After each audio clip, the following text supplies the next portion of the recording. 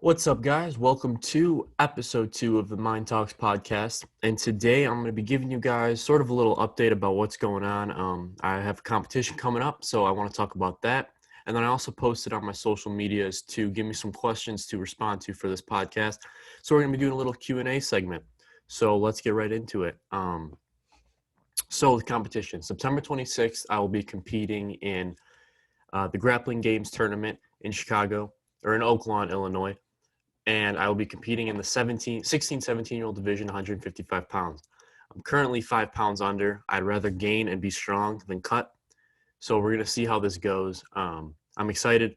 Grappling Games does a submission-only showcase, and to get invited, you have to rank pretty high at their tournaments, and you get paid for those if you win, and you can get a submission of the night bonus, commission from ticket sales. So this tournament's pretty important, and I'm really excited for it.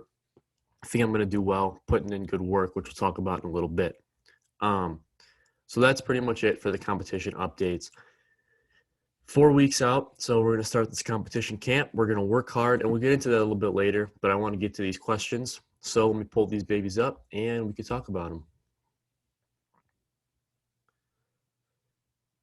Okay, so who inspires me? And two different questions. Who inspires me? Biggest inspiration. So we're going to answer these together.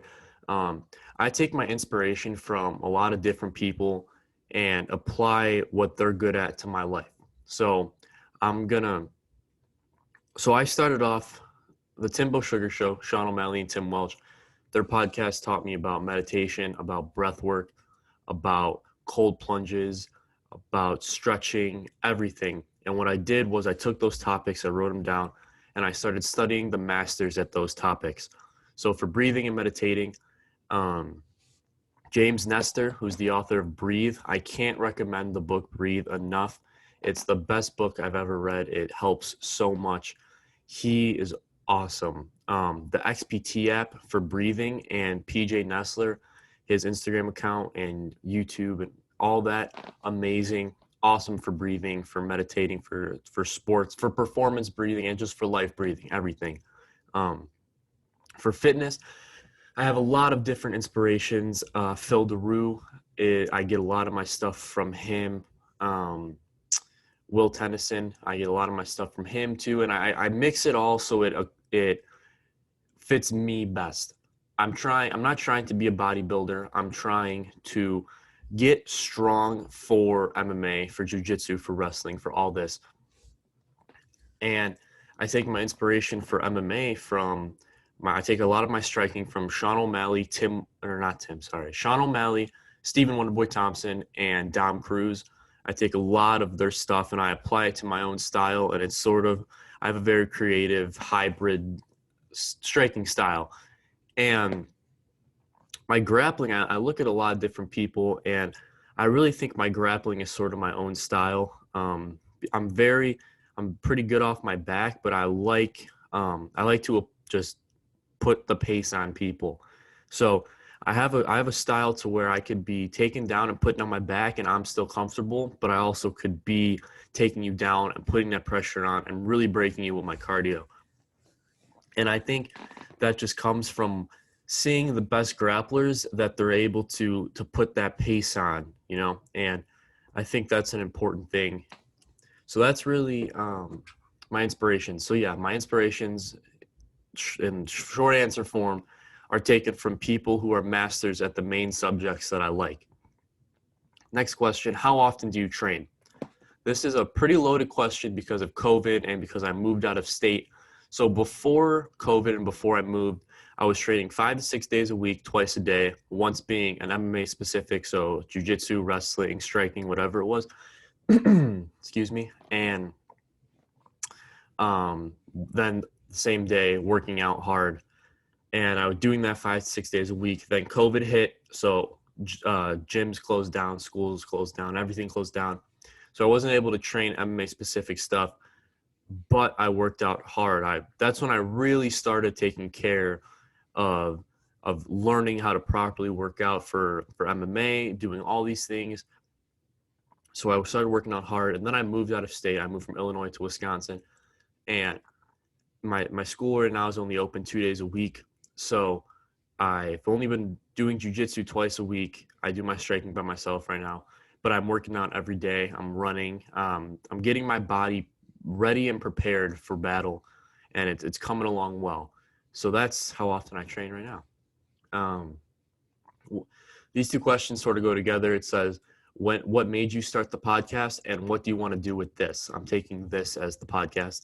Um, so what made me want to start the podcast is I study a lot of things. I study, like I said, breathing, meditation, fitness, techniques. I study a lot of different things, and I don't know a lot. I know a good amount of a lot of things, and I'm constantly trying to improve that knowledge. I'm listening to a bunch of podcasts.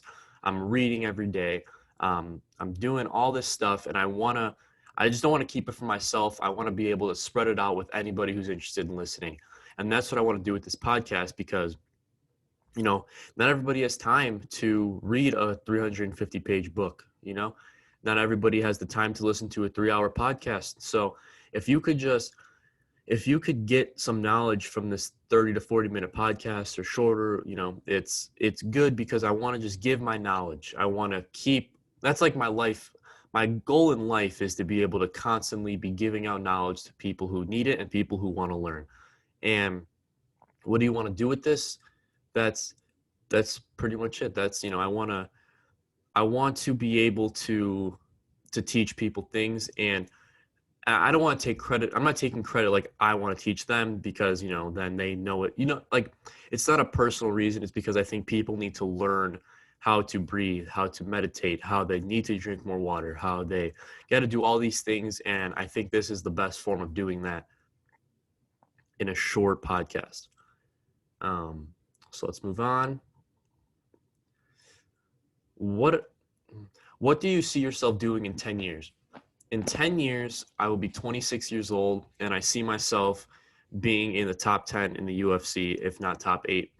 My goal for MMA is to become the first 3 division weight class champion. I want to hold a belt in 3 different weight classes, and I'm putting in the work for it. But I think by the time I'm 26, I want to be in the top 10. I want to be a single division champion by the time I'm 28. So I think it gives me enough time to progress and not rush things, because you see some of these guys like Edmund Shabazian who they look so good and then they fight a veteran and everything falls apart. So you have to have time to slowly progress and get a bunch of different feels for different styles, different people. And so that's where I see myself 10 years MMA, 10 years in life. I see myself with this podcast. I see myself doing everything that I'm doing right now, just taking up another notch. I want to keep improving. So like right now, I'm doing my general base of everything that I love to do. But in 10 years, I want to have that upped by 25. I want to be a lot better in MMA. I want to have this podcast a lot better equipment, bigger audience, everything. And keep acquiring knowledge. I want to be 50 times smarter than what I am now. And I don't mean smarter in math or science, school subjects. I mean smarter in how to take care of my body, how to take care of my mind, how to take care of my health, how to do all these things. And I think that's what'll benefit me the most. Next question. What are my big dreams and where do you want to be at in the long run of your life? So my big dreams, I told you, so I want to be a 3-division champion. 3-weight division champion. It's a hard to say. That's my MMA goal. But I want to do bigger things. I want to have, so I'm putting together this podcast now. I'm putting together what I want, a school. I want to open my own school. And I'm putting these things together so that way I have things to lean on after fighting. I'll have multiple things I love, multiple streams of income. And I think that's the secret to success and happiness, is having multiple things that you love in case one fails, because not everything works how you expect it to. Things happen, and having multiple things that you love is vital, I think, because I can't fight until I'm 70, let alone 40, So I'll be able to do this podcast and own a school and teach until I physically cannot anymore. And that's the secret to success, is because a lot of people don't realize that once they achieve their ultimate goal, there's still something there's got to be something to do after. Because what's going to happen, like, so what if your goal is to become the UFC champ, right? Single UFC champ. You get that goal, you get that belt. Now what happened? Now what are you going to strive for after? What's going to keep that determination going? What's going to keep that motivation going? You know, what you have to have something to constantly be working towards. And I think this podcast and the school will be able to do that, because I can always improve. I could always get better at talking to the camera. I could always get better at talking to a guest. I could always get better equipment and better setups and better backgrounds and better mats for my gym. I could teach my students, and I can always be acquiring this knowledge. And I think that's what's so important, is that you always have something to just keep leveling up at, and you can't be afraid to be a beginner. Being a beginner is so good, because you open up your mind to so many new things. And that's what my big dream is, just to always be acquiring more knowledge. What is the thing you look most forward to in your career? So my career, what is the thing? So I enjoy what I do right now. I'm a huge, it's the journey, not the destination person, because I think that's what's so important. And it's for that reason that I just explained, because what happens when you get to that destination? So, the journey, I enjoy working out twice a day. I enjoy hard practices where you feel like you're going to throw up after. I enjoy all this stuff. And I think that's what's so important, is just enjoying the moment and living in the moment. Like, you have to plan for the future, but live in the present. And that's what's so important. And that's what I see myself doing that's what I look forward to most, is just acquiring that new knowledge, and to just enjoy the journey. It's just enjoy the grind. That's what I'm looking forward to most. Next question. Hold on. What is your ideal day on competition day? So my competition day it's pretty simple. It's based around having control over your mind. And because, on a competition, a day you have a game, a day you have a fight, a day you have competition, whatever sport you're doing, whatever you're doing in life, your nerves are going to go up, your adrenaline's going to go up. So it's all about control over the mind. So ideally, I'm waking up at about 6 a.m. and for this competition, I'm not cutting weight, I'm actually gaining. So I'll eat a good breakfast, and then stretch a little, do some dynamic warm-ups, just not even that, just something to get my body moving, to get my blood flowing, everything. Head over to the wherever the tournament is. Get to the tournament. For my weight class, weigh-ins are usually around doors open at 8 a.m. So get there at around 8. I'll weigh in, properly hydrate after. If you're cutting, I'll still hydrate if I'm not, but hydrate, get there, start stretching, get a little warm up in, and then I'll start doing some more jiu-jitsu specific warm-ups with whoever's there. And then about 25 minutes before my first match is when I'll hit my meditations, do a 15-20 minute meditation, get control over my mind, doing my breathing, and just really dialing in that killer mindset.